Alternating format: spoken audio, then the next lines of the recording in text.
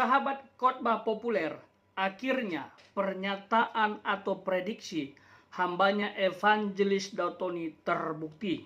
Banyak orang yang meremehkannya, tapi kali ini mereka harus bungkam. Apa itu? Mari kita dengarkan langsung. Kalau kondisi sekarang ini, Thomas, Ya, geopolitik, geostrategis, geoekonomi, Thomas, itu dalam negara ini kan di mana-mana ada konflik, Thomas. betul.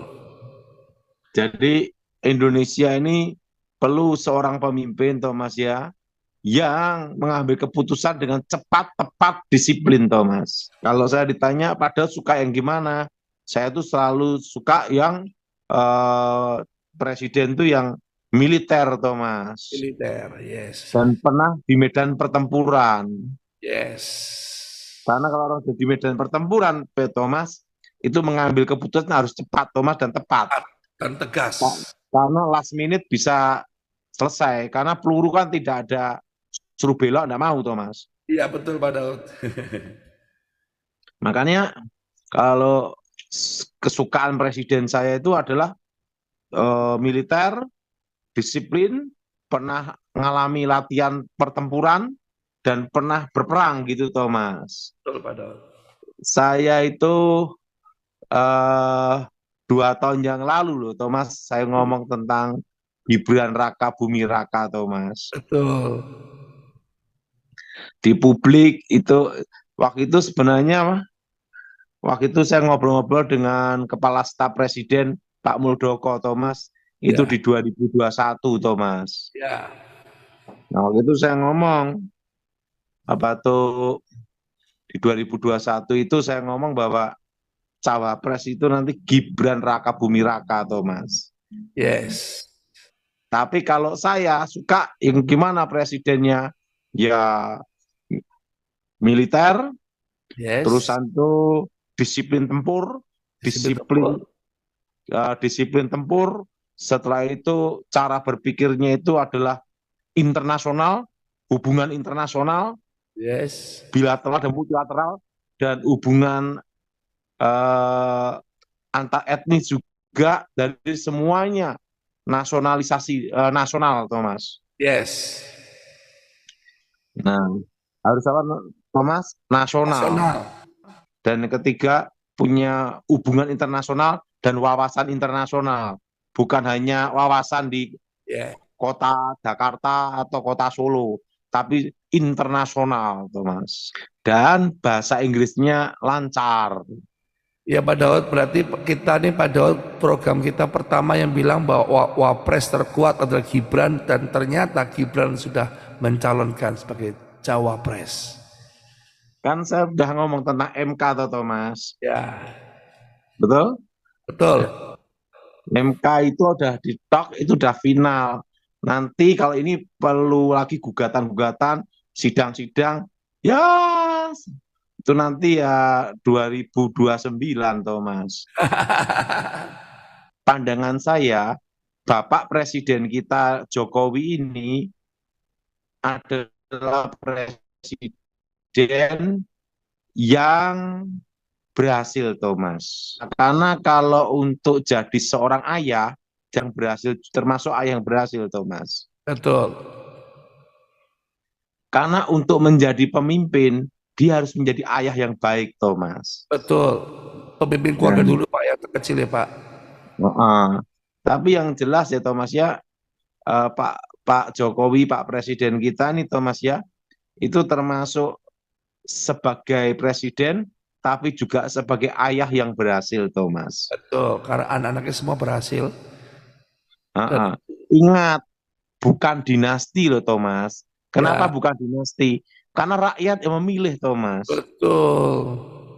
Kalau partai bisa anak cucu buyut sampai cicit. Nah, tapi yang namanya presiden itu kan rakyat yang memilih, Thomas. Betul. Mau ngomong apapun kalau rakyat nggak pilih ya kalah ya sudah ya Pak Daud. Ya minimal minum bodrek kan gitu. Tapi di antara presiden itu, saya tuh paling kagum itu ada calon presiden ini, Thomas. Ya. yaitu Pak Prabowo, Thomas.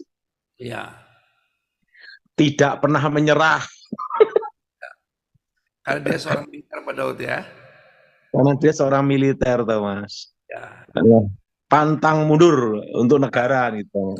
yes Pak Daud. Nah, jadi saya beritahu, Thomas, Ya, satu hal, kita ini perlu presiden itu yang militer, militer pasukan khusus, dan betul, cara pandangnya apa, Thomas? berbeda. Berbeda dengan umum. Artinya apa? Bukan skup Solo atau Jakarta, tapi skup internasional. Internasional. Karena kondisi dunia sekarang itu udah beda, Thomas. Betul Pak Daud. Ini Cina nanti dengan Taiwan, Israel dengan Hamas, Ukraina dengan Rusia, betul? Ya, betul. Nah, Rusia tuh senang sekali lama perangnya, Thomas. Iya Pak Daud. Karena dia nguasai ekonomi arahnya, Thomas. Betul Pak Daud. Nah, bagaimana sahabat? Prediksi hambanya Evangelis Dautoni. Saya tahu banyak sekali orang tidak menduga bahwa Gibran bisa menjadi calon wakil presiden. Orang menganggap remeh gitu loh dengan ungkapan anak ingusan, lalu orang menggiring ke isu dinasti politik seperti yang disampaikan hambanya Evangelis Dautoni, dan masuk akal. Dinasti politik itu adalah bapaknya pemimpin langsung menjadikan anaknya pemimpin, itu ditetapkan langsung, itu dinasti politik. Tapi kalau dipilih oleh rakyat, itu bukan dinasti politik. Ya, dinasti politik itu bukan rakyat yang memilih, tetapi orang tuanya yang menentukan anaknya langsung jadi pemimpin. Biasanya itu bisa terjadi di negara yang punya kerajaan begitu, atau pemerintahannya kerajaan. Kalau seperti Indonesia presiden sulit. Tapi walaupun demikian memang secara umum hal tersebut dikatakan dinasti oleh orang-orang, ya. Jadi maklum saja.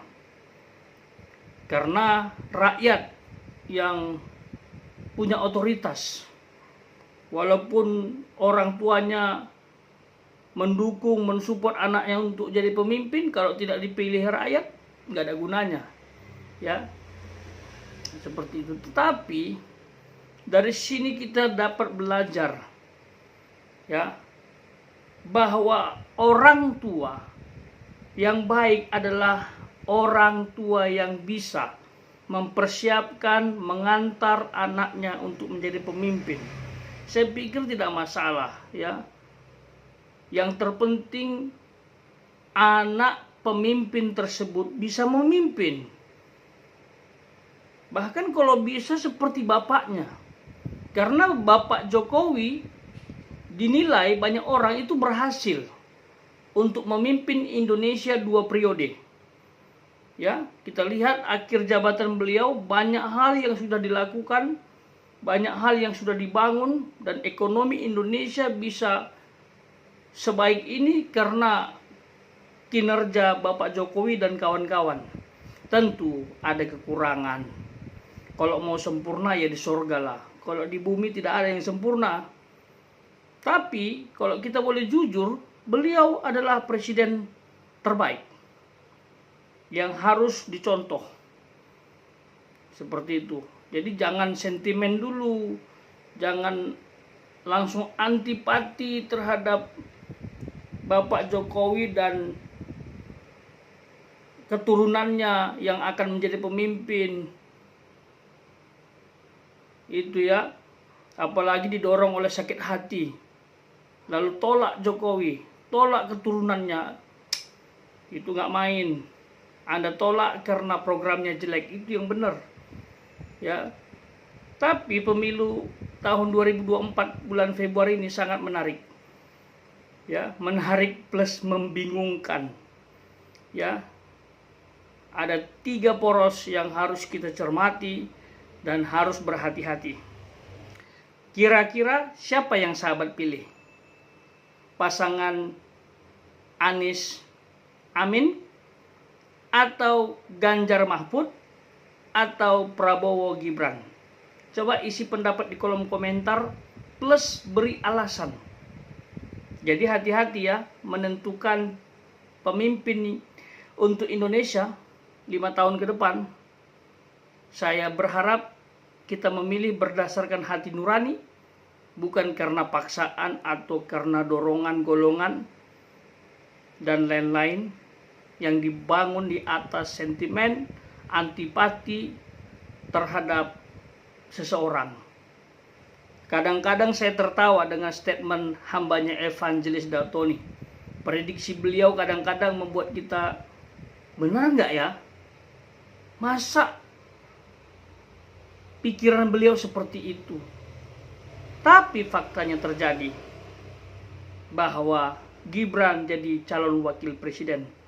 Dan beliau mengatakan dengan tegas, pemimpin Indonesia berikutnya yang terbaik adalah militer atau mantan militer atau pernah di militer. Nah, bayangkan kalau itu betul-betul terjadi. Bagi sahabat yang selalu meremehkan, memandang beliau dengan sebelah mata, ya lihat saja apa yang akan terjadi. Barangkali pernyataan beliau benar, yang menduduki istana presiden tahun 2024 nanti adalah Bapak Prabowo dan Gibran. Nanti kita akan bungkam dengan sendirinya. Saya sampaikan ini bukan berarti saya langsung menyatakan bahwa saya mendukung Bapak Prabowo dan Gibran. Tapi maksudnya jangan cepat-cepat sahabat meremehkan pernyataan siapapun termasuk Evangelis Dautoni. Prediksi siapapun bisa terjadi. Jadi pikirkan siapa pemimpin yang tepat untuk Indonesia, supaya Indonesia lebih maju, supaya Indonesia lebih memiliki toleransi yang baik untuk keberagaman di Republik ini. Jadi pastikan pemilu 2024 tidak ada 3 hal. Yang pertama, ujaran kebencian. Yang kedua, penistaan agama. Yang ketiga, pencemaran nama baik. Mari jalani, ikuti pesta demokrasi dengan sukacita dan bersahabat.